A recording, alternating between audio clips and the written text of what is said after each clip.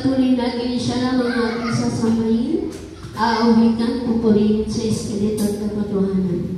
Panginoon Diyos, sa hapong ito, patuloy po kami gabayan ng iyong banal na tinig. Ang tinig na nagmamula sa amin, Panginoon. Sa hapong ito, ano po ang aming mga pagsubok, ano po ang aming mga tinalain, tanging sa iyo lang namin inilalak, Panginoon. Kaya sa hapong ito, Panginoon, hallelujah. Ikaw lamang ang pagkasa ko. Yes, Lord.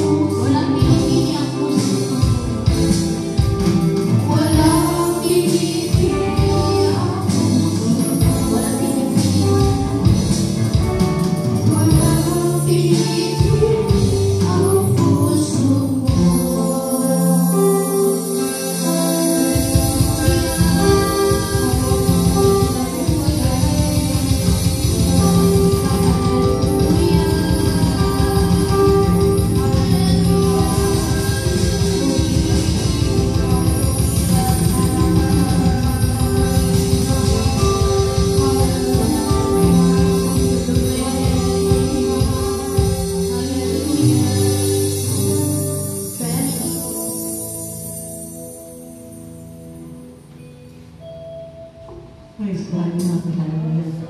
Walang pinipili ang puso mo, O Diyos. Sa bawat isa sa amin, ang lahat, O Diyos, ay welcome para sa iyo. Lahat na lumalapit at nagniniging makasunod sa iyo, O Diyos, ay laging welcome sa iyo, Panginoon. Kaya Lord, tulungan Mama, gawain mo na ito, sapagat ikaw ang may-ari ng gawain ito. Narito kami, O Diyos, patuloy kami magamit ayon sa kalooban mo at hindi po ang kagustuhan namin bilang tao. Lord, sa bawat natayo po sa pulpito, lalo na Panginoon, maghayag ng mabuting balita, ikaw, by the blood of Jesus, na ang kaluwalhatian mo ang siyang patuloy ng manguna at pagkalit sa Kanya, at hindi na po ang Kanyang katawan ay sigalamutin at bagos ang kaluwalhatian mo. Ang salita mo, Panginoon, ay patuloy ito, Diyos, maghima sa bawat narito, Diyos, at pagpalain mo ang darating, na ako po na yan, Lord, ay higit ang dadalhin mo rito, Panginoon. Sapagat ikaw ang Diyos, ang tumatawag, na tunay na Panginoon, patuloy nilang maalala ng araw na ito ay araw ng gawain. Upang magiging sama-sama na mag-alay ng pagpupuri at pagsamba. Tanging ikaw, Panginoon, na maita sa oras ito at wala ng iba. Kaya muli, Lord, binabalik namin sa iyo ang pasasalamat, pagpupuri at pagluwalhati. Amen. Sa ngalan ng Ama, Anak, Espiritu Santo. Amen. Amen. Purihin natin ang Diyos sa buhay. Yan, tatako po tayo sa pangalawang pagkakataon. Ang paghahayag ng mabuting himala na ginawa ng Panginoon at kabutihan na ginawa ng Diyos sa ating buhay. Amen. Pag-ising pa lang natin sa ating umaga, siyempre himala na yun ng Panginoon, may hininga pa tayo. Amen. Yan. Sino po ang magpapatotoo? Amen. Sino po yung pinagpala ng Diyos? Itaas ang kamay. Woo! Hallelujah! Ayan. Sino po ang... Ayan, si Sister. Thank you po.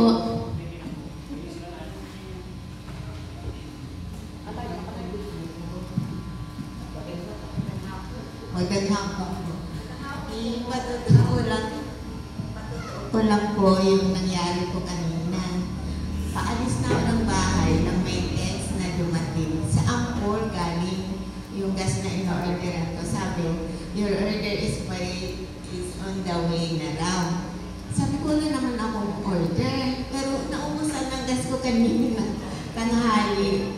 Sabi ko, mamayang hapon pa ako mag-order kasi wala na ako. Inantay ko, pero nag-isip ako, baka naman nagkamali lang ng padala ng text.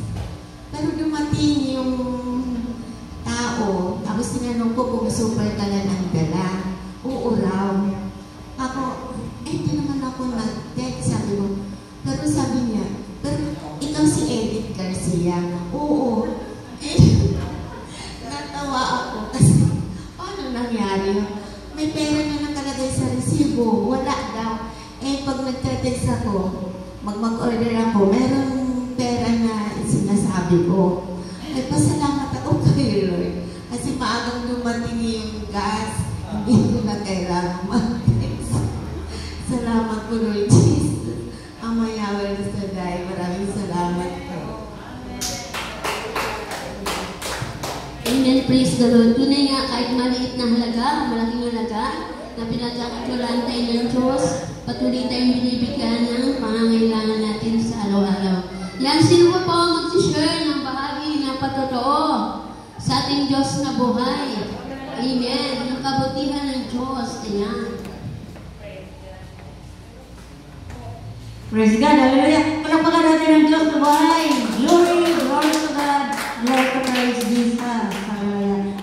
Sa oras nito, siyempre, magpapasalamat ako sa buhay na patuloy na pinahiram ng Lord. Dahil kaarawan ko po ng linggo. Ang linggo na yon ay presentation of Jesus at the temple. Candelaria po. Nagpapabasbas po ng kandila. Pero ang kandila doon, walang iba. Tayo po. Tumagod ng Kristo at sumasa atin si Kristo. Siya na po ang nagliliwanag sa ating mga buhay. Amen po ba?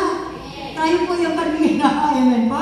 Kaya maraming salamat sa biyaya ng Diyos, ng buhay na patuloy niyang pinahiram. Kaya mga kapatid, habang tayo binibigyan ng buhay, patuloy natin ito ibalik sa Kanya na siya ay lagi napaparangalan sa bawat pagsasagawa natin. Walang ibang na itataas kundi si Amang Yahweh El Shaddai. Kaya, thank you Lord, thank you Jesus, sa biyaya pagpapala na patuloy mong susundan mga tanda at kababalagan, patuloy kami paggamit ayon sa kalooban mo at hindi po namin mga gusto bilang mga tao. Kaya muli Lord, sa iyo ang pasasalamat at pagpupuri at pagluluwalhati. At sa oras nito, ano lang yan, extension. Pero may mga karawan ngayon, si Sister Rose. Karawan lang. Si Sister Aracile. Oo, dami namin nagtutulungan sa karawan. Hallelujah. Iyan na hindi natin gusto.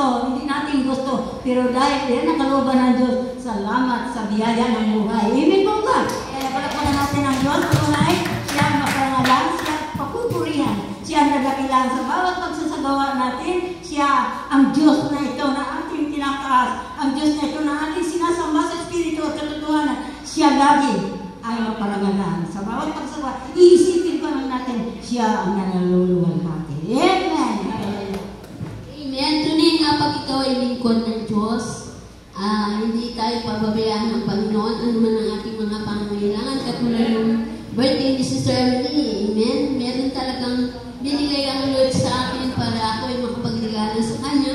Siyempre kasama na dito yung aking kakway, amen. Salamat sa Diyos, yung mga biyaya na dumadaloy sa aking mga kamay, at nagpapasalamat ako sa buhay na binigay na palibagong buhay ni Sister Emily yan. Sino pa po? May isa pa ba? Hello, si Brother Boy.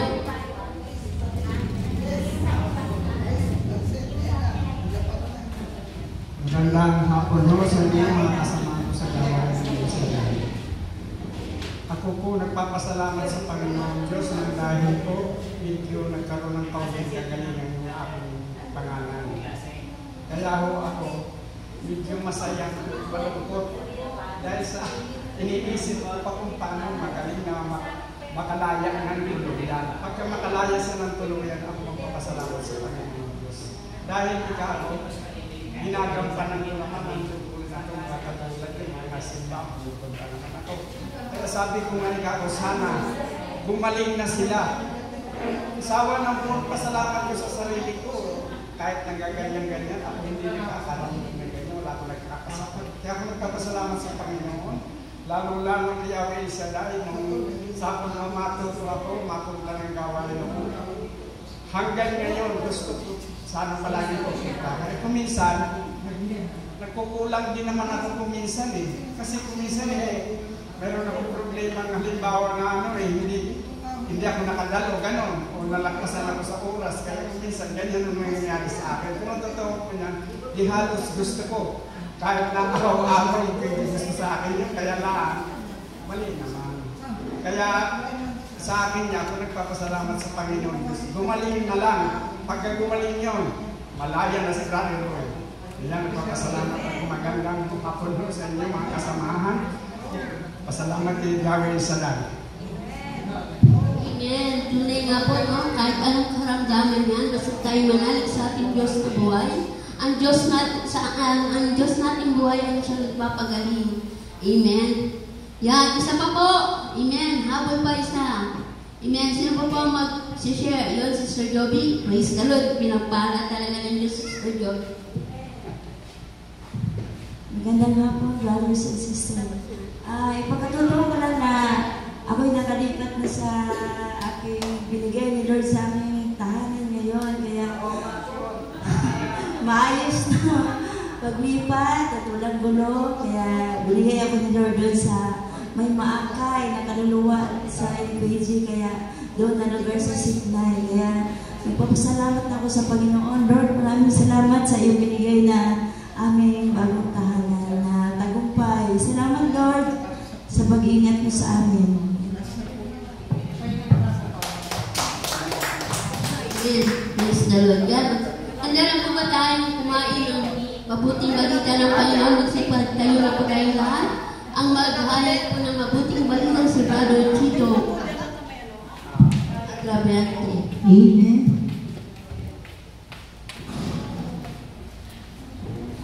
Amen.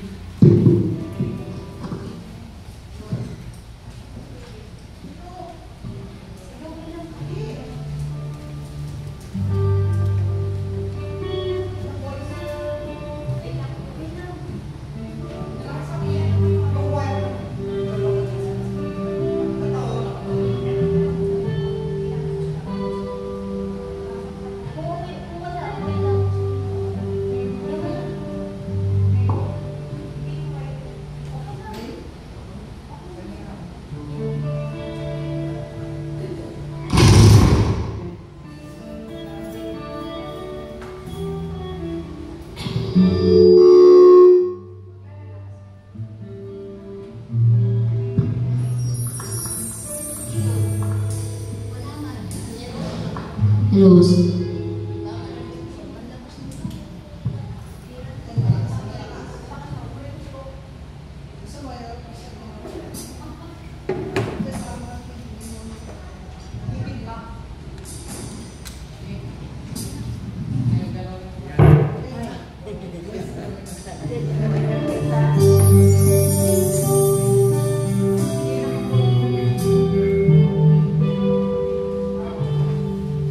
Thank you.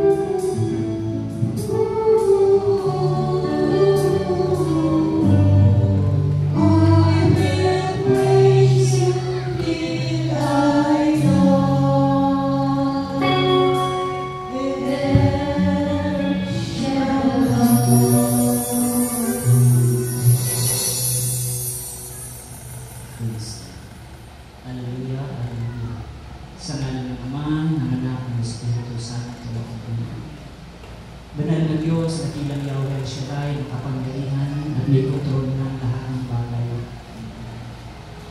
Kami po'y dumudulog, isinusuko namin ang aming buhay. Pinagkakatiwala ang bawat sandaling nilipas. Ikaw, Panginoon, ang mag-direction ng aming gawain, ng iyong gawain sa lugar ito. At ikaw, Panginoon, ang siyang makilala. Ang presensya mong banal ang siyang maranasan.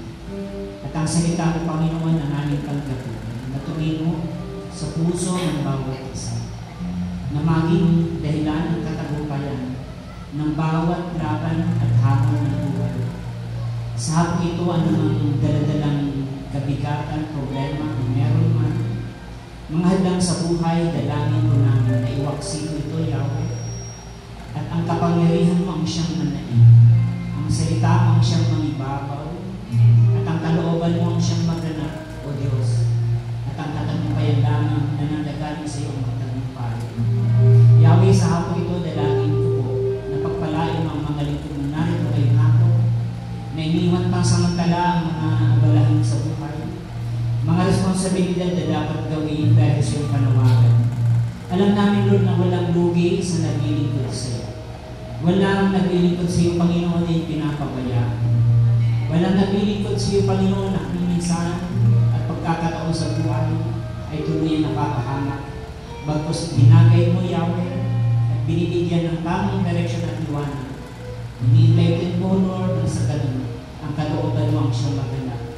Sa hapon ito, Panginoon, ang bawat isang narito ngayon, ano man ang kanilang nasa isip, sa puso't kalooban, dalangin ko, Yahweh, ikaw ang magbigay ng karunungan sa bawat isa. Panginoon, ang po namin ang tagumpay ng hapon ito sa pangalan ni Jesus. Say Amen. Amen. Amen. Amen. Sa ngalan ng Ama, ng Anak, ng Espiritu Santo. Amen. Purihin ang Panginoon.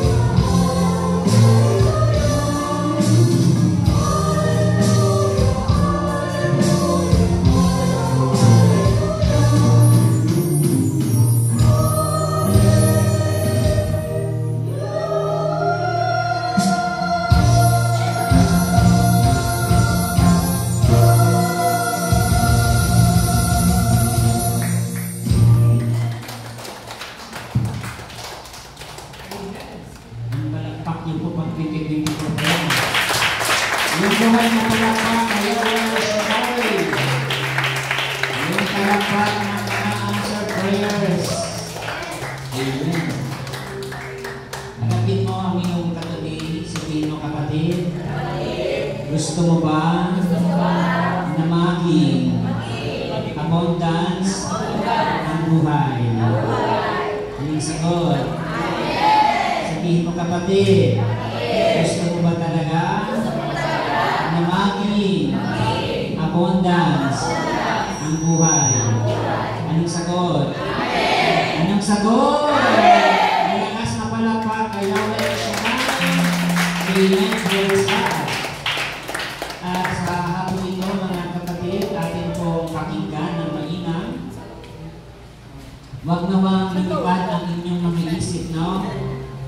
Nawa pakinggan po natin ang mensahe ng Panginoon ng daigdig, nang sa ganun tayong lahat ay Kanyang pagpalain. In the Gospel of Jesus Christ according to St. Luke, chapter 5, verse 1 to 11.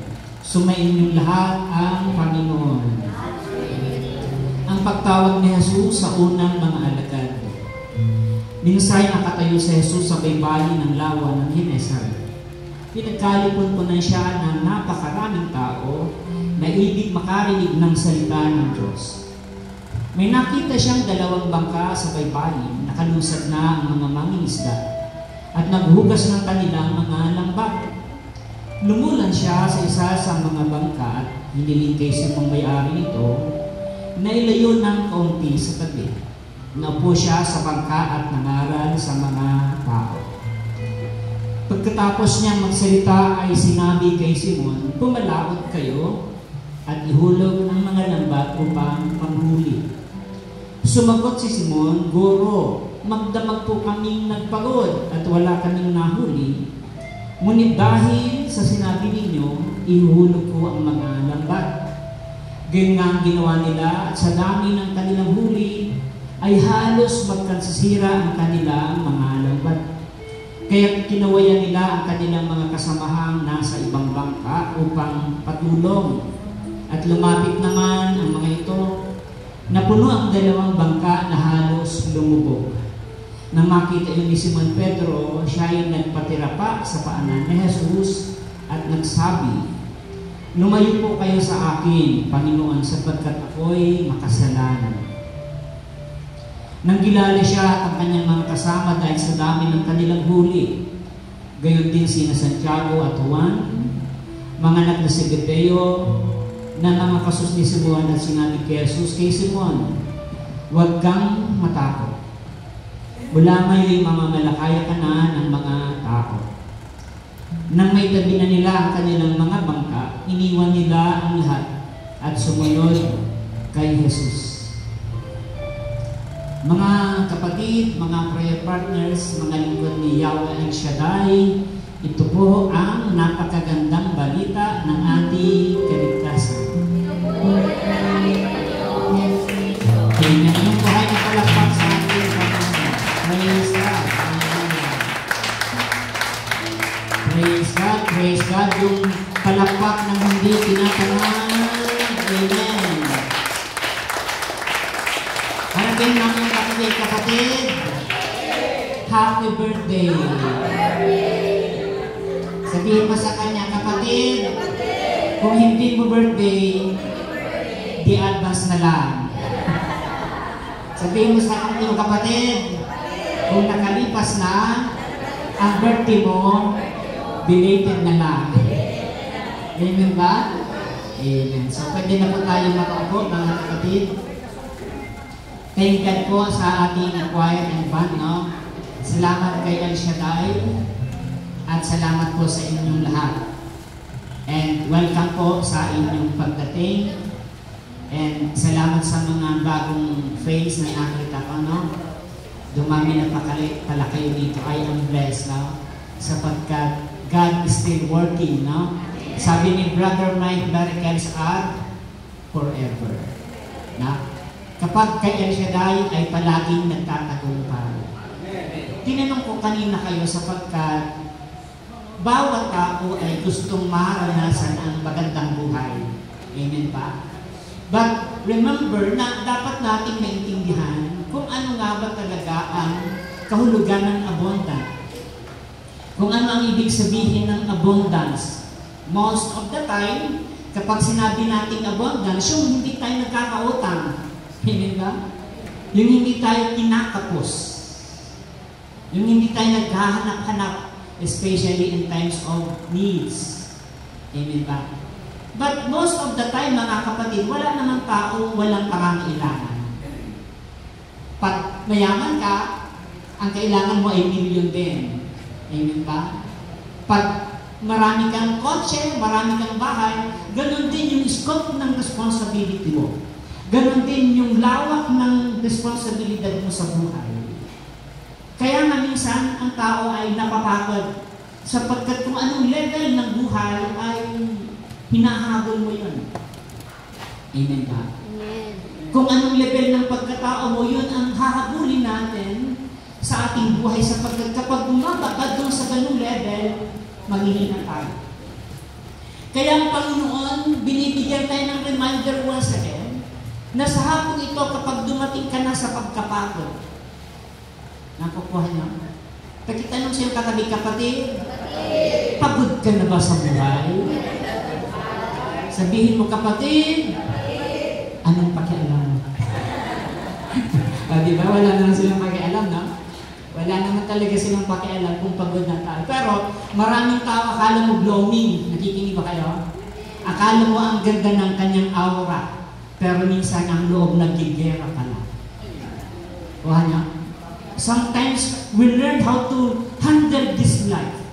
Kapag nasa labas ka na, hindi na dapat maramdaman na may problema ka. Kapag nasa labas ka, hindi na dapat maramdaman na may dinadala ka sa buhay.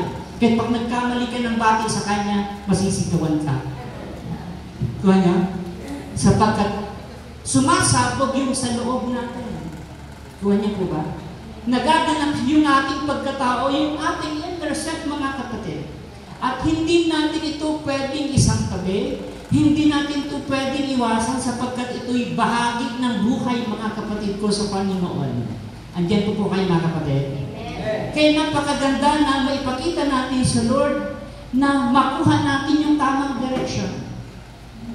Sapagkat minsan parang ang buhay parang wala nang katapusan ang problema.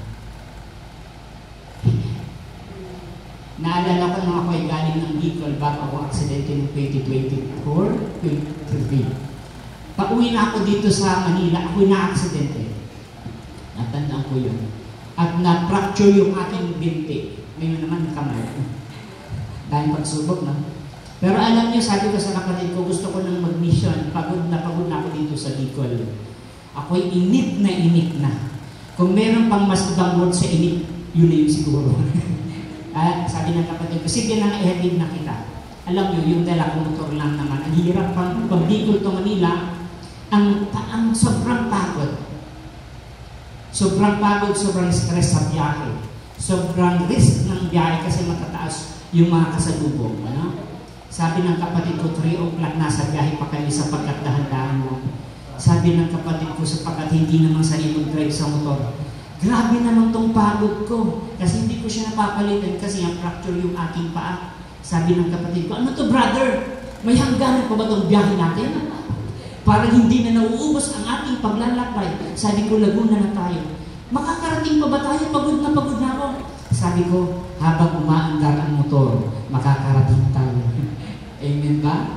So sa buhay natin ganun din, anumang pagod mo, anumang hirap mo, anumang struggle mo, kapag lumalaban ka, magtatagumpay ka. Ang hina po ng amen niyo, no? Talabakan natin ang Panginoon. So mga kapatid, kagaya ni Simon Pedro, sila ay nagkaroon ng abundance. Actually, ang pinaka-context nito ay calling, no? But kapag titingnan po natin yung center ng gospel na ito, ay dumating sa word na abundance sapagkat kung sila ay mag-obey, tumalima sa calling ng Lord, naranasan nila yung pagiging abundance. Halos daw magkansisira yung kanilang lambat at halos lumubog yung kanilang bangka. Sobrang sagana, no? Dati hirap na hirap sila, pagod na pagod magdamag. At sinabi nga nila yung damdamin nila kay Jesus. Ng Panginoon, magdamag na po kaming nagpagod. Magdamag na kaming naghirap, pero dahil sa sinabi mo, susundin namin. Kuha niyo po. So mga kapatid, mayroong aral na gustong i-brought out sa ating lahat. Yung tinatawag na point of realization, kapag nandun tayo sa turning point, dalawang bagay ang pwedeng mangyari. Yung taong dumating sa gitna ng pagsubok ng buhay at hindi kinaya, iniiwanan na lang ng bait. Kuha niyo po? Yung mga taong hindi kinakaya yung problema, nagkakaroon ng stress, nagkakaroon ng anxiety kasi hindi kinakaya yung hamon. Pero yung taong handang lumaban sa hamon ng buhay, kakamtan niya yung tagumpay na siksik, liglig, itong maapaw. O, di ba? Kaya kapag nakakita tayo ng mga nawala na sa wisyo, nakakalungkot. Kasi hindi kinaya yung laban sa buhay. At pinabayaan na lang sila ng pamilya, no? Minsan maawa ka, mabuti pa yung aso, maganda ang din ng buhok. No? Pero yung mga taong iniwanan ng bait, iniwanan ng ganda ng buhay, gagala-gala mo. Kaya ang buhay ay hindi madali. Sa panahon ngayon, ang daming nalilis ka rin na buhay because of many struggles. Kaya sabihin mo sa kapatid, napakabalad mo. Amen ba? You are blessed kasi nakakapaglaban kayo sa hamon. Kuha niyo po ba? Alam ko na we have so many struggles. Kaya napakahalaga na tayo ay makapaglaban sa hamon ng buhay. Sila Pedro ay hindi natapos sa pagod, hindi natapos sa pagtiis, kundi sila ay tumalima. Sabi nung nakausap kong nangingisda sa Camarines Norte, nako brother Chito, yung puyat baliwala, yung gutom baliwala pag nasa gitna ka ng dagat. Kasi yung gutom pwede makakain kaunti ng kaunti. Yung puyat kaya makaidlip ng kaunti. Pero yung sakit ng kamay sa paghawak ng lubid ng lambat, hindi mo kayang tiisin.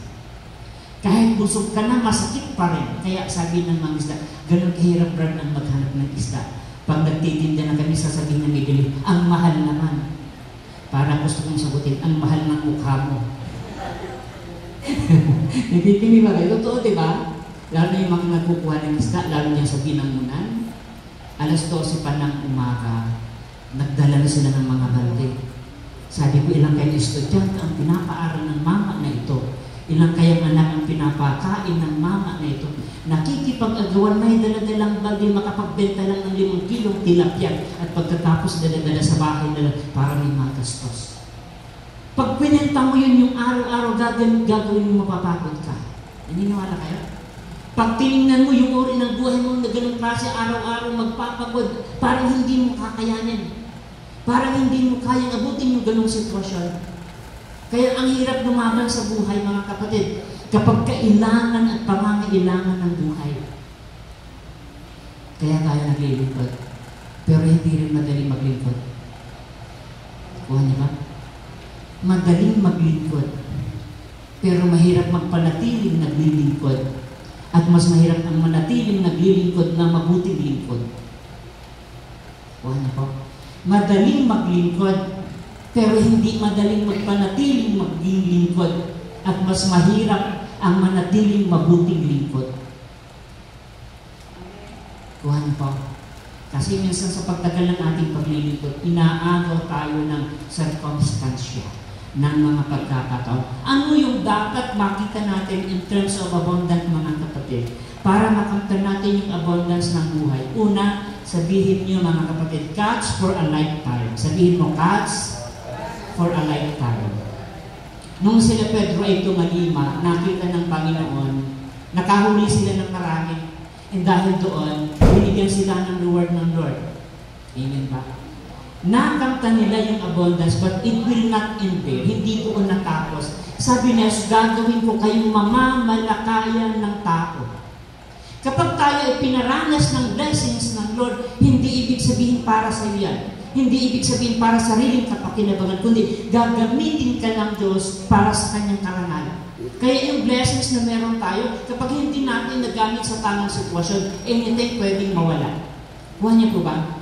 Kahit magandang bagay is to catch for a lifetime. Gamitin ang buhay sa kapurihan ng Diyos, mga kapatid ko sa Panginoon. At yung buhay, paglilingkod ay hindi madali. Kaya anong dapat gawin? Sabihin nyo, embrace the struggle. Yakapin ang struggle. Ang tendency lang kapag may struggle ay i-ignore. Amen ba? Naghahanap tayo ng iba't ibang solusyon sa buhay. Yung bata daw, napakinggan ko isang bento ng ama, napakatalino ng anak ko. Kasi pag pinapalo ko yun at nasasakta na yung anak, niyayakap niya na lang ako. Imbis na lumayo siya, niyayakap ako. Pag malapit na yung anak na nakayakap na, hindi mo na siya mapapalo. Nakukuha niya. In the same with this life, kapag nasasaktan ka na, huwag kang umalis. Kasi pagbalik mo, papaluin ka uli. Nakukuha niya ba? Yung magulang na nagkasala yung anak, pag tumakbo ka, pagbalik mo, may kasalanan ka uli. Kasi tumakbo ka sa responsibilidad mo. Kaya yung batang pinapalo ng magulang, niyayakap yung ama para matapos na yung problema. Kapag niyakap ng anak yung ama, nararamdaman ng ama ang pag-ibig at pagsusumamo ng kanyang anak. Ganun din sa buhay natin. Kapag nahihirapan ka, kapag nagkakaproblema ka, yakapin mo ang Diyos. Kuha niyo po? Yakapin natin ang Panginoon sa pamamagitan ng paglilingkod. Kaya ang mga boksingero, kapag di na kinakaya yung suntok ng kalaban, niyayakap niya yung kalaban, no? At lalapit yung referee para paalisin. Yun ang pinaka-rest nila. At palagi ko nanonood ng boxing ni Pacquiao. Kapag di kinakaya ng kalaban, niyayakap si Pacquiao. Kuha niyo, ito yung dahilan para hindi niya siya makapagsuntok ulit. And the same with this life, mga kapatid, kapag halos bumigay ka na, yakapin mo yung pagsulok na yun. Sapagkat alam niyo kung bakit? Hindi naman yung mawawala. Hindi naman pwedeng walang namamatay. Hindi naman pwedeng walang nagkakasakit. Kailan ka nangarap na dapat walang namamatay, walang naghihiwalay, walang nagkakasakit, walang nagkakaproblema, nangangarap ka lang. Pero ang maganda, alam niyo mo ano? Yakapin mo ang Diyos at tutulungan ka sa kabigatan ng buhay mo. Dagdagan yung palakpak ni Sister.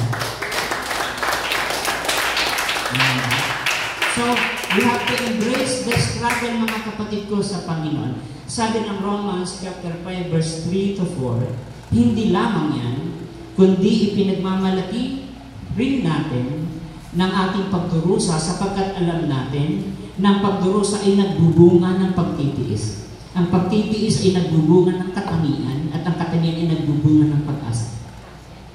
The more na marami kang dinaan ng problema, sa mga susunod na laban, mas matapang ka na. Kapag marami kang hamon sa buhay, susunod na laban, mas marunong ka na.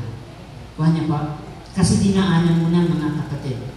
Nangyari na sa buhay mo, mga kapatid ko sa akin. And if ever come na dumating yung ganung bagay, choice mo na yon. Pagpili mo na yun sa buhay mo. Kaya nga, napakahalaga na alamin natin ano ang dahilan para pagpalain ako ng Diyos.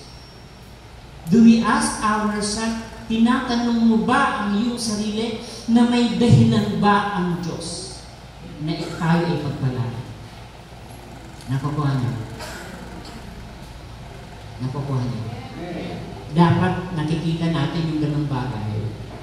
Pag nakikita natin ang dahilan sa ating buhay kung pwede tayong pagpalain ng Diyos, hindi sumbatan natin ang Diyos, ay tingnan natin ang ating sarili. Kuha niyo? Timbangin natin ang ating sarili, mga kapatid ko sa Panginoon. Alam niyo, isa sa pinakamagandang analogy, yung, alam niyo ba yung gumawa ng painting ng abstract painting? Ang painting, ilang klase, mayroong tinatawag na distortion, mayroong tinatawag na abstract. Yan lang dalawang naalala ko. Yung distortion, parang pinagtakon-takon lang na tinta, no? At nakakanvas yun, pero di mo alam kung ang pinoportray. Yung abstract painting naman, mga nakabrush lang siya. Mga nakapainting lang siya, pero di mo alam kung anong pinoportray. Pero ang message pala ng abstract painting, habang tinitingnan mo ng matagal, habang palagi mong tinitingnan ng matagal, may nabubukang image. Ganun pala ang power ng abstract. May nakikita kang mga bagay na gustong i-portray ng painter. Kaya para bang walang kwenta? Alam niyo ba? Parang pinaglaruan lang ng bata kung anong color na ginagay. Pero may kahulugan pala yun. The more na nakapokus ka doon, the more na nakikita mo ang ibig sabihin ng painter. And the same with the spiritual life. Akala mo walang kwenta ang paglilingkod. Pero habang naglilingkod ka, lumilinaw ang biyaya ng Diyos sa buhay mo. Amen ba? Mga kapatid, napakahalaga na makita natin ito. Na mayroong ginagawa ang Diyos. Pero sometimes tulong-dulo ka na, pag tumigil ka na, hindi lugi ang Diyos. Tayo ang lugi. Kaya walang aayar. O ano po? Walang titigil mga kapatid. Don't be afraid to ask for help. Sabihin mo sa katabi kapatid, huwag kang matakot. Huwag kang mahiya na humingi sa Diyos. O diba? Parang basic na brother, dami mong prayer request, no? Pero ito yung bottom line doon. Ang duda pala ay kakambal ng takot. Pag humingi ka sa Diyos, hindi mawawala yung doubt. Amen po ba? Every time na humingi ka, kahit isang beses, dalawang beses, maraming beses, mong sabihin na walang imposible sa Diyos, kumukil pa rin kung totoo kaya ito. No? There is always doubt in this mind, mga kapatid ko sa Panginoon. Yung mind, yung pagdududa, hindi lang simpleng duda, kundi takot. Takot na alam mong hindi pwedeng ibigay ng Diyos. Pero pag naramdaman ng Diyos ang paghingi natin na wala tayong duda sa Kanya, ay kaya niyang ibigay. Kaya nga maraming anak sa Israel ang pinagpala, maraming taon ang lumipas. Sabi nung nakausap ko ng Saloneta, brother, pag pera lang ang problema, wala na ako dito. Ang yaman ko na, brother, marami akong kotse, pinaparkila, bungalo yung bahay ko, tapos may mga anak ko, malawak ang lupain ko. Pero nandito pa rin ako kasi may mga bagay sa buhay ko na si El Shaddai lang ang magbibigay sa buhay ko.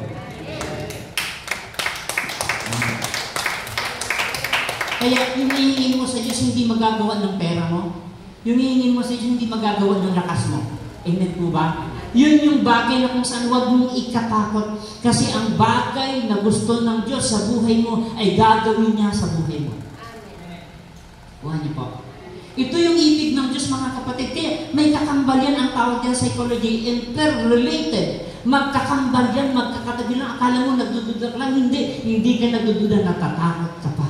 Natatakot ka kasi alam mo hindi tayo ibibigyan ng Diyos kasi alam natin na punong-puno tayo ng duda. Amen po ba? Mga kapatid ko sa Panginoon, sabi ng Philippians 4:6, huwag kayong mag-alala sa anumang bagay, kundi sa lahat ng bagay, sa pamamagitan ng panalangin at pagsusumamo na may pasasalamat, ipaalam sa inyong mga kaibigan sa Diyos. When we ask to God with thankfulness, it shows that you are declaring na ang bagay ibibigay.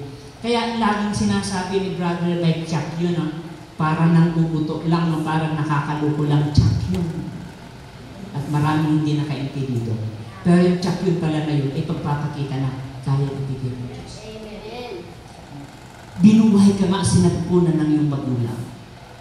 Binigyan ka nga ng buhay ng Diyos sa katawan, sa nanay mo, sa nanay natin. Yung mga bagay pa kaya ang hindi niya kayang ibigay. And it is only to the point of realization sa isip natin. Dinadaig tayo ng isip natin. Kaya kung ano yung nagdadrive sa pagkatao natin, yun ang magiging buhay natin, mga kapatid. Kuha niya po. Sabi ng isang advertise, what a mind can conceive, the body can achieve. Kaya sabi ng mga persecutor ni Brother Mike, binibrainwash nyo lang ang mga lingkod nyo, ang mga members nyo. Binibrainwash nyo lang ang isip ng iba para maniwala. Sabi ni Brother Mike, totoo, binibrainwash namin ang isip nila sapagkat pag na-brainwash yan, magiging malinis yan at ang iklalaman dyan ang salita lang ng Diyos. Amen ba? Kapag hindi na-brainwash, ang galing ng punong lingkod mag-analyze ng word na kapag nilinis yung mind natin, hindi na yan kakalawangin ng ano-anong mga pag-iisip. Kuhan mo po. Believe in God's provision, mga kapatid. Even though the disciples failed before they believed in Jesus, nagreklamo na sila Panginoon, ginawa na namin ang lahat. Magdamag po kami nagpagod. Nandoon yung pagreklamo. Tayo, magaling din tayo.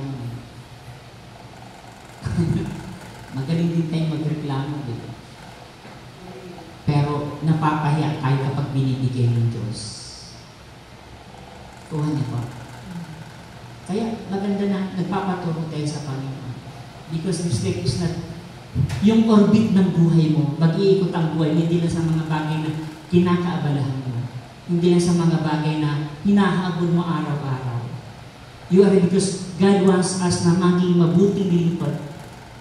Kasi kung ang hahabulin mo, yung mga hinahabol ng hindi naglilipad, makipaghabulan na tayo doon. Amen. Ano yung mga bagay na hinahabol ng maraming tao, yung makamtan yung kanilang mga personal pangangailangan. Pero yung makukuha mo ngayong hapon, hindi tayo makuha ng isang taong naghahanap buhay sa mundong ito. Amen ba? Yung taong naglilingkod sa Diyos, mga kapatid ko sa Panginoon, makakamtan natin yung lakas ng loob, yung pananampalataya. At kapag hindi ang tagumpay sa buhay, hindi tayo naging kagaya nila Simon Pedro para lang tayo nasa rocking chair. Sinong nakaupo na sa rocking chair, kasang kamay? Di ba masarap maupo sa rocking chair, no? Pag nasa rocking chair ka pa, lumba-lumba ka na, no? Pag-gising mo, nandoon ka pa rin. Amen ba? May mga taong lingkod ng lingkod pero hindi nakakapag-move on, no? Alam ko yan. Sabihin niyo, bakit brother? Bahala kayo. So, lahat ng tao may mga laban sa buhay. But we have to move on. Ha? Kailangan natin mag-grow. Kung gusto mong mag-move on, huwag sa rocking chair. Kasi kahit mag-umaga, magdamag, nandoon ka pa rin. Pero kung gusto mong mag-move on, sumakay ka sa tricycle. Makakarating ka ng Savior. Makakarinig ka ng Word of God. Palapakan natin sa Savior. Pag nandun ka sa angle, no, mag-observe ka lang, aba, tingnan nyo, yung malalayong from Tanay, doon pa kami nakakain ng papaitan na baka. Sabi ko, grabe mga effort nito, no? Sila ay gumawa ng effort, nag-initiate, para yung mga lingkod ni Esley makakain ng mga noodles ng mga pagkain. At alam nyo, mararamdaman mo sa kanila yung eagerness. Kaya sabi ni Professor, Brother Chito, anong meron dyan sa El Shaddai? Yung mga nagpapakain ba sa inyo, mga milyonaryo yan? Sabi ko, darating lang po, Padre. Kasi natitingnan ko, after ng mas, pila-pila lahat yata ng ating dress kumakain. Pero sobra talaga yung blessings doon, di po ba? Mga kapatid, minsan pag Sabado, masuka-suka ako sa asin sa dami ng tabi sa angle. Sabi ng asawa ko, nahirapan ka na naman, nakailang tasa kang kape. Ang dami nag-offer, no? Kahit pa mga herbal, aba, sobra-sobra talaga. Sabi ko, daming blessings, daming kape. Pero minsan nakakasama, di ba? So, mga kapatid ko sa Panginoon, believe in God's provision. Andiyan pa kayo. Amen. Sabi ng Matthew 6:33, alam natin itong datapwat, hanapin ninyo ang kaharian ng Diyos. Sa ibang version kasi, yung version sa Catholic, seek ye first the kingdom. Yung pinakalumang Biblia na pinanggalingan ng original na termino. Datapwat, hanapin muna ninyo ang kaharian ng Diyos at katuwiran. Yung righteousness, yung kanyang kalooban sa buhay at idadagdag sa inyo ang lahat ng bagay. Kaya nga, yung buhay hindi madali. We have to wait patiently. Kapag nag-garden ka, hindi naman umaga mayroon ka ng bulaklak, di ba? Kapag nag-aral ka ngayon, bukas graduate na, hindi naman, di ba? Amen po ba? Lahat ng bagay ay proseso. Pero nakapag-iintay, nakapag-judge ka, nakakamtan yung mga bagay na gusto nyo. And another thing, we have to step out on your comfort zone. Yung hindi kagaya ng damdamin, hindi makapaglilipad. Nakukuha niyo? Kung nag-i-income ka ng 1,000, 5,000, 10,000 araw-araw, ihirap iwanan para lang kay El Shaddai. kinalimutan niyo muna for the meantime. Pumunta ka sa medyo malalim na lugar. Sa English version, sabi ng Biblia, go into the deep. Sa ibang version naman, put out into deep. Ihulog sa malalim na lugar ang lambat. Kaya kapag ang pananampalataya natin mababaw, ang makukuha mo mga sap-sap lang. Nakukuha, di ba? Nung ako'y nag-mission sa ibang lugar, nakita ko yung magandang lugar, yung talaga sa gitna ng dagat. Yan sa bandang Bicol, sa Karamuan, malinaw na malinaw yung tubig. Yung mga color na fish, nandun na sa malalim. Pero yung nasa gilid, wala naman doon. Kaya sabi ng Panginoon, pumalaot kayo. We have to go into the deep commitment in serving God. Palalimin ang paglilingkod sa Diyos. Kapag naglilingkod ka ngayon at hindi ka naglingkod sunod na Martes at hindi ka nakondik, hindi ka naglilingkod. Nakukuha niyo? Kapag naglingkod ka ng 10 taon, ng 5 taon at nag-absent ka, parang wala lang. Di wow. Kapag mayroon kang conviction, ibig sabihin, the Spirit is in you. Nakukuha niyo ba yan? If there is loneliness, kapag nag-uhaw ka, salita ng Diyos, naghahanap ka ng salita ng Panginoon, ibig sabihin, lumalalim ka. Tumitibay ang pundasyon mo, may hinahanap-hanap ka. Nakukuha niyo ba yan? Tinawag ako ng Panginoon sa pag-operate lang ng sound system, pero ang habol ko lang naman doon yung 100 pesos every Saturday. Totoo po yun, hindi ako nahiya yan. Nakukuha niyo ba? But along the way, I heard the word of God. Pag pinapatawa ako ng preacher, binabalahura ko yung sounds. Joke lang yan.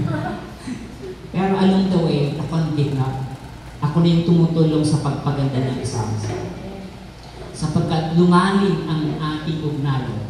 We have to stick out on your comfort zone, mga kapatid. Yung mga alagad ay pagilid na. Gusto nila magpahinga. Pero dahil may nagsalita, may nag-command, may nag-utos, dahil sinabi mo. Kailan ka nagdesisyon sa buhay mo na mahirap, pero dahil mong alam mong hindi tama, sasabihin mo sa Lord, dahil Lord, sa sinabi mo, gagawin ko. May mga bagay na mahirap bitawan. But there is always the power of His Word. Nakikinig po kayo. May mga bagay na dapat, yung lahat ng addictions natin, kapag sarap na sarap ka magmarites, nandiyan pa sa'yo yan. Hindi lang yan, di ba? Yan lang laging portray natin. Pero marami pa doon. If you go deeper, kahit nung mag-excited ka, nagbago yung buhay mo, di ba? Nakita sa atin yung mga kakaibang hindi nila alam. Anong meron sa El Shaddai? Si sister hindi na masyadong nakikijoin kasi nagbago yung kanyang routine. Lumalim yung kanyang pagkatao, yung kanyang personality. Hindi na masyadong ngarag. O ano? Kasi kapag tayo ay laging ngarag, sayang ng buhay. Ako madali akong magpanik. May nanay doon sa amin namatay dahil ngarag. Sabi ng anak, Nay, wala nang shilling. Nangarag yung nanay. Binuhat yung shilling para bumili ng gas. Nung ibuhat, sabay baba namatay. Opo. Kasi inatake. Ikaw ba naman, mawawalan ng gas yung sinaing, maluluto na sumigaw yun. Nay, wala ng gas, maluluto na yung sinaing. Nagpanik yung lola. Bitbitin ba naman yung gas na yan? Minsan, hindi natin naaalala na hindi lang ng bagay kaya ng ating lakas. Kaya pag binigyan ka ng resibo, Oy, Nay, ito yung resibo, 5,000 ang bayar sa kuryente. Diba? Nagpapanig ka, no? Sabi nung nakausap ko sa Montalban, ako, brother, may pension ako. 7,000 anak. Kasi nag-usap kami, ganda ng buhay na rin. Saan ka ba galing? Sabi ko po sa Paranaque. Mag-asawa kayo sa Licoco. Anong ginawa ng mission po? Tapos sabi niya, nakamotor kayo? Ginagawa niyo galing yung Paranaque. Huwag kayong magmotor kasi nakakatakot. Sabi ko sa kanya, Tay, pag di ka lumaban sa buhay, wala kang mapapala. Kuha niya po yun. Tapos sabi niya, ako, talagang grabe pag-ingat ko, may 7,000 ako naman. Hindi naman masyadong nagagala kasi matindaan ako eh. Kaya lang problema ko pag uwi ko sa bahay, 7 anak ang umaasa sa akin. Pag wala ng bigas, anong tawag dyan? may tanong na hindi nag-intindihan, pakiramdaman na lang. At sabi tayo, mas masakit yan nangyari sa'yo. Dapat i-orient yung mga anak, maghiwalay na sila. Para maganda na yung buhay mo. Minsan paglilingkod, hindi puro kabanalan.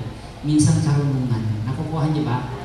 So mga kapatid, mag-step out ka sa comfort zone. Ang unang challenge ko noon, ayaw kong umalis sa bahay kasi may kaya yung buhay namin.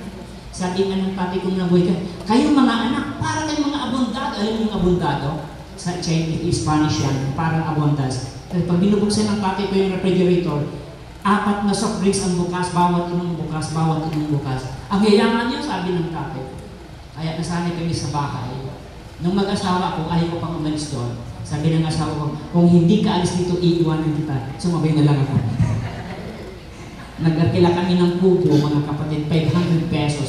Doon ko naramdaman yung nag-move on ako. Kuha niyo ba? Kasi sabi ko sa bakit ka alis? May pera naman kami. May pagkain naman tayo. Nandun ako sa conclusion, akala ko di ko kakayanan. Kuha niyo ba? Kasi sabi ng asawa ko, kung hindi ka kakalas dito, magsarili na tayo, iiwanan kita dito. So, ayaw kong maiwan. Kaya sumama ko. Pero another thing na lesson doon sa atin ay may mga bagay na hindi mo kaya. Kuha niyo po. Pero pag hinarap mo yun, kakayanin mo. Kaya sabihin mo siyang katabi, kapatid, ano bang bagay ang hindi mo kaya? Sabihin mo, kapatid, huwag kang marites. Joke lang yan kapatid ko sa Panginoon. Palapakan natin si Laurel Chanel. Go into the deep of commitment, go into the deep of obedience. We must obey God's words. Kaya nga, lagi kong binabanggit na sa paglilingkod ay kailangan sustaining, no? Pag sinabing sustaining, hindi mo lang hinihintay yung Tuesday, yung Wednesday para maging anak na Israel. Having a children of God must be our lives, mga kapatid. Nararamdaman nila, napapatunayan namin sa kanila na ang buhay natin ay nakarating sa Panginoon. Amen po ba? Pakita natin sa kanya, kaya natin pakita yung tunay na hamon ng buhay. Kaya nga, uulitin ko yung illustration na ito. Yung ministry ito ay kakaiba sa lahat. Kasi nga, dito lang sila nakakita ng prayer meeting na baha nandoon, hindi umaalis. Sabi ng netizen sa buong mundo, mga baliw talaga yan. May mga bahay yan nandiyan sa baha ng worship. Pwede naman mag-worship sa kanila, nandiyan sa baha, nagpugulo dyan sa luneta. Kung baga may mga isip yan, no? Pero nakita natin yung level noon. Hanggang di mo nakita yung ganung level ng pananampalataya yung kayang gawin. Nakukuha niya ba? Nandoon sa buhay, nandoon sa spirituality natin, yung ganung bagay na kung saan we can do extraordinary thing in a simple way. Nandiyan na kayo. Amen. And the last, mga kapatid, is why we have to prepare for abundance. Kapag di nyo yung pinaniwalaan, mga kapatid, bahala na lang kayo. Ako, papaniwalaan ko yun kahit kung kailan ibigay na Lord. Pero anyway, yung abundance is not only the material things. Kasi may mga taong mayaman, pero mukhang mahirap. Wala. Abundance is being content of God that we give to us. Kaya nga ang prayer ng Panginoon is araw-araw lang, di ba? Because ang bukas ay hindi na nangako na buhay ka pa. Tomorrow will never promise na nandun ka pa ulit. Nung namatay yung kasama kong preacher na si Brother Bert, nalungkot po ako. Sa dami ng dumaan dito sa Rizal, nalulungkot din ako, syempre. Magugulat ko. Si Brother Bert, nalungkot ako, alam niyo ba kung bakit? Kausap ko yun ng Monday, tapos kwentuhan kami ng kwentuhan. Si Brother Bert, kilala niyo, yung preacher na namatay. Magkatabi kami ng sopuan, magkalayo kaming dalawa. Every Monday sa buong paglilingkod namin. Nandun siya dito kasutulo. Pag mag-kneel down na, pag magluhod na, bago ako magluhod, nakababa na yung luhuran. Kung di pa kayo nakapunta ng ambel, subukan yung ibaba ang luhuran ng ambel. Sobrang bigat. Si Brother Bert, pag binaba na yon, safety na. Kasi di kinakaya talaga ng kamay ko. Ang bigat lalo na bali to.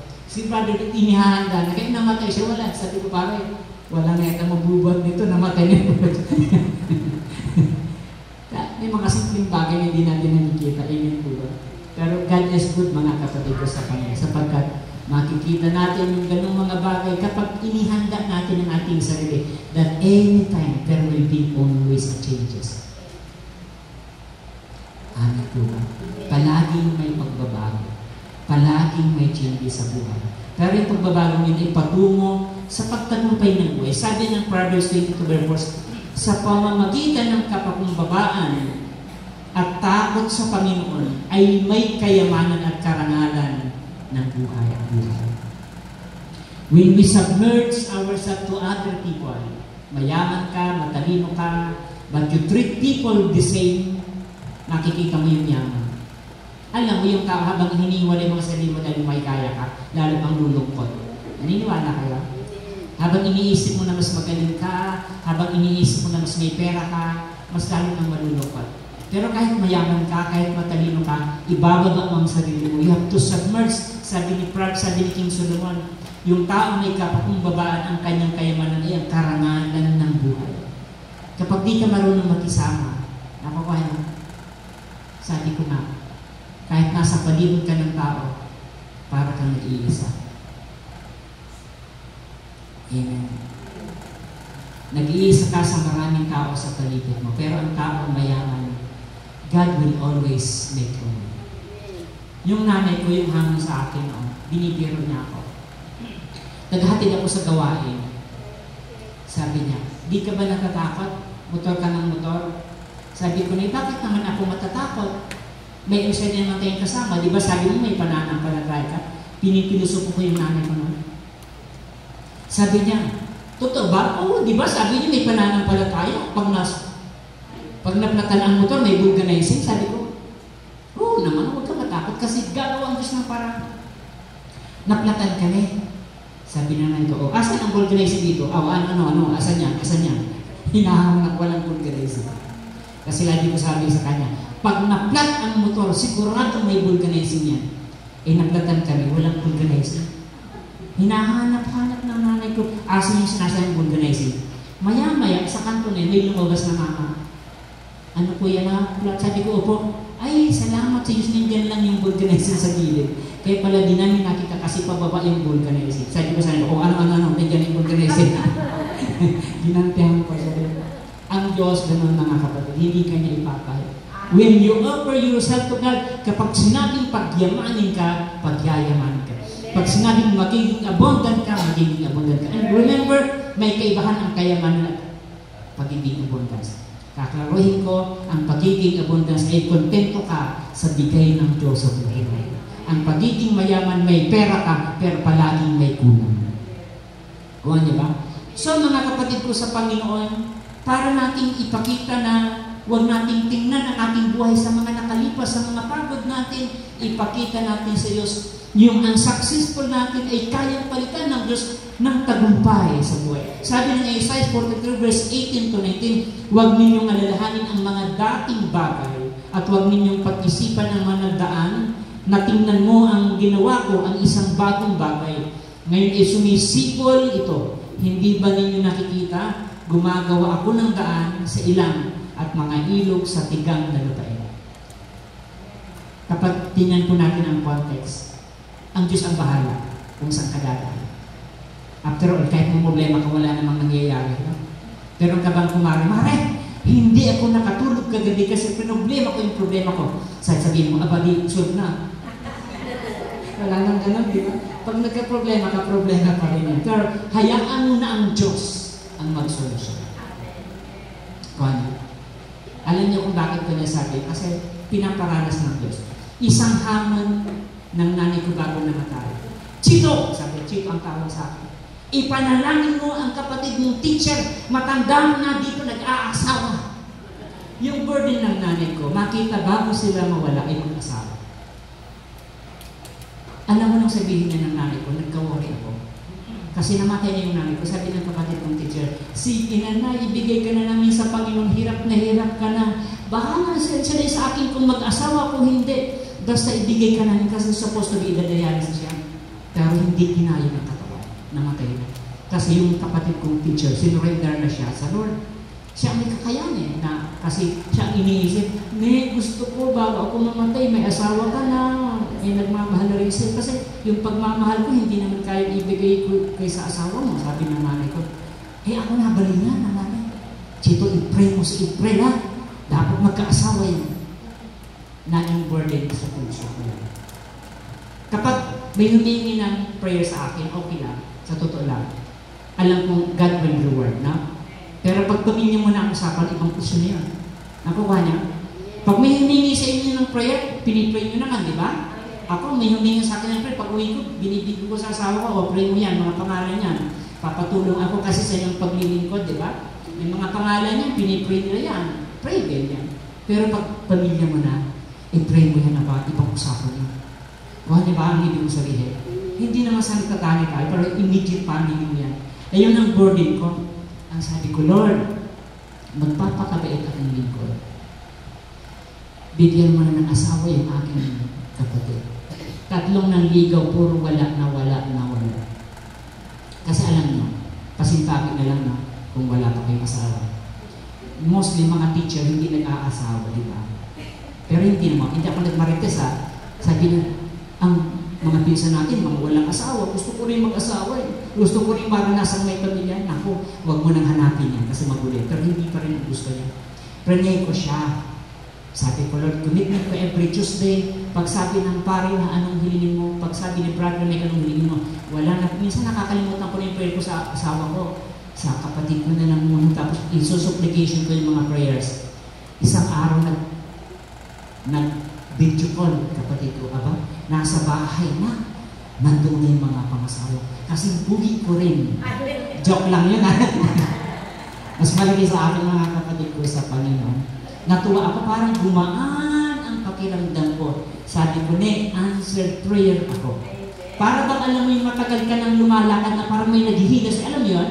Yung mga lola, yung mga nanay, may mga pinapanalangin na hindi nagbabago yung anak, mga drug addict, mga naghihirap, mga may sakit. Yun ang daladala nyo ngayon. Nakukuha niya? Pero pag inilapit mo sa Diyos, God will give you abundantly whatever you ask in the name of Jesus.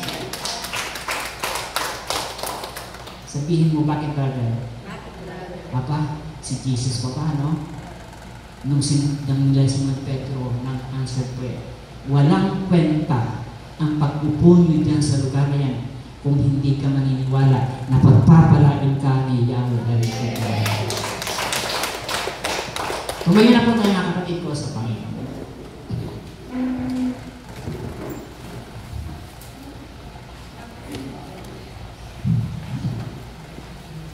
Ilagay natin ang ating kamay sa tapat ng ating puso. Brothers and sisters, ang paglilingkod ay hindi puro comfort zone. Minsan, or malimit na tayo ay dumarating sa pagkapagod. Kaya nila si Pedro, sila'y pagod na magdamag, nasa lao. Magdamag, nagpuyat, nagpagod. Pero hindi nila nakamtan yung gusto nilang makamtan. Minsan sa buhay natin, maraming sitwasyon at pagkakataon na parang walang nangyayari, na parang malayo ang Diyos, na parang walang kwenta ang paglilingkod natin. At totoo yung binitawan nila sila, napagod na sila. Pero yung pagod pala ng ipamamaraan ng Diyos para makita niya sa atin kung gaano tayo magpursige na sa kabila ng pagod, hirap at mga pagkabagsak ay kaya tayong pabalikin sa lugar na kinabagsakan natin. Kung saan ka bumagsak, kung saan ka naghirap, pwede kang ibalik ng Diyos para ayusin ang buhay. Bibigyan ka ng masaganang amin sa buhay natin. Kahit nung ang mga alagad ay nagbalik loob, tumalima, sinunod, iniwan ang comfort zone at pumunta sa malalim na lugar. Sabi nga sa ating binasa, halos magansisira ang lambat sa huli na marami. Halos lumubog ang bangka sa dami ng nahuli. At ang sabi nila, kumaway-kaway sila sa katabi sapagkat hindi nila kinakaya ang biyaya ng isla. In the same way, this life, serving God is not only for our own, but to share to people. Kaway-kaway sa iba para maranasan din ang naranasan niya. At unang gawin natin is to sustain this life and we will serve the Lord And then the trial comes.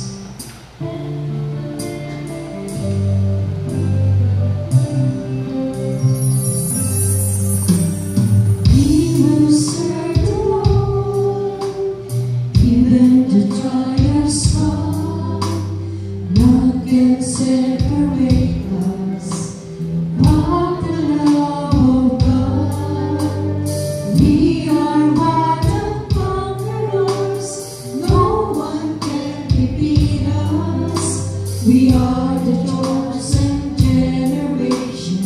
We are the Son of God.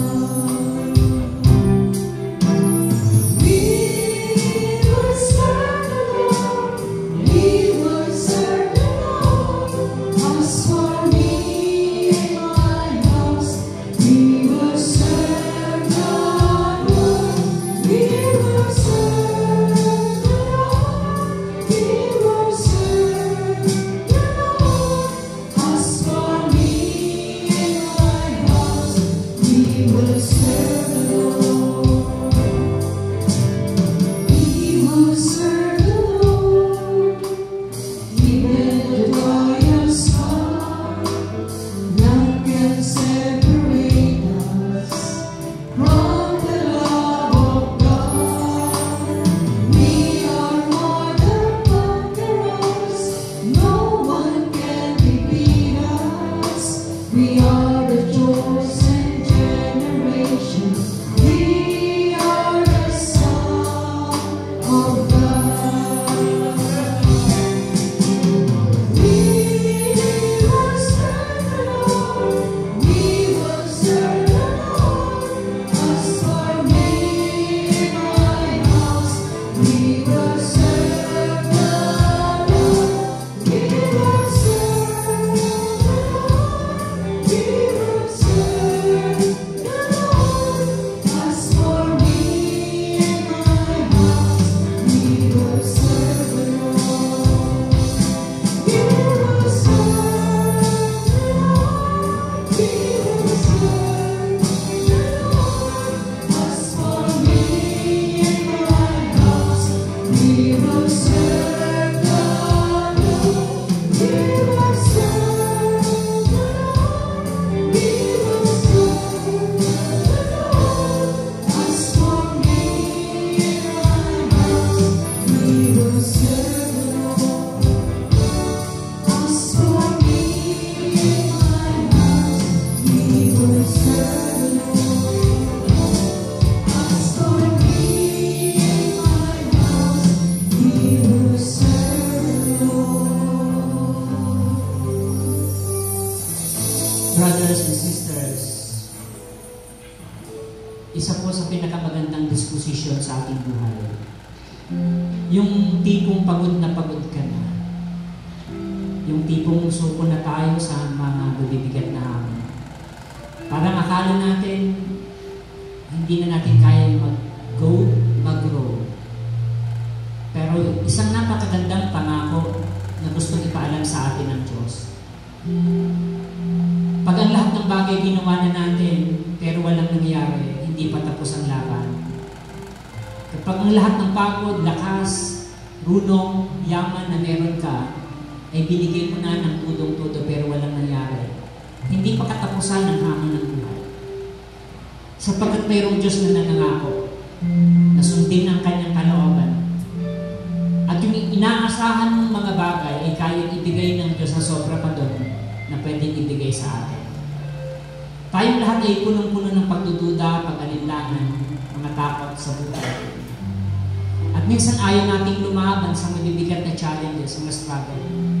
Pero sa pinakamagandang turo na kahit ayaw na ng katawan nila sumon, kahit pagod na sila at bumalik sila sa laban, sa lugar na kung saan malalim, mahirap, pero nandun sila sapagkat alam nila, nandoon nila matatagpuan ang pangako ng Diyos.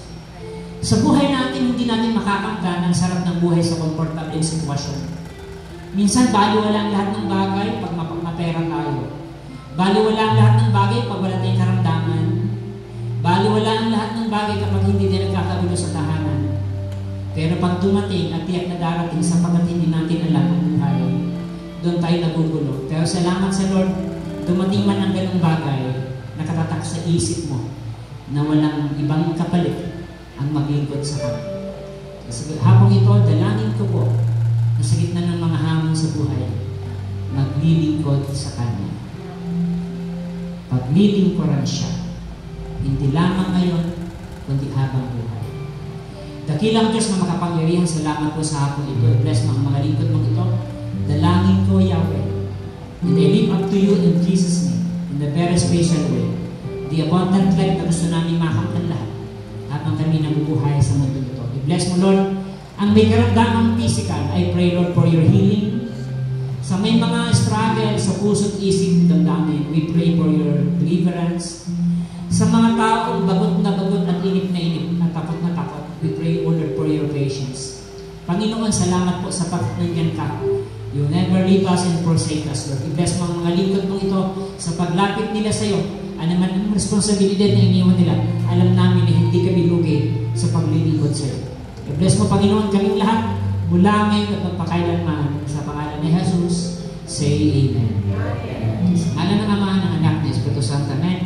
Magandang hapon po, mga abundant peoples, sa pangalan ni Jesus. Let us give thanks to the grateful heart.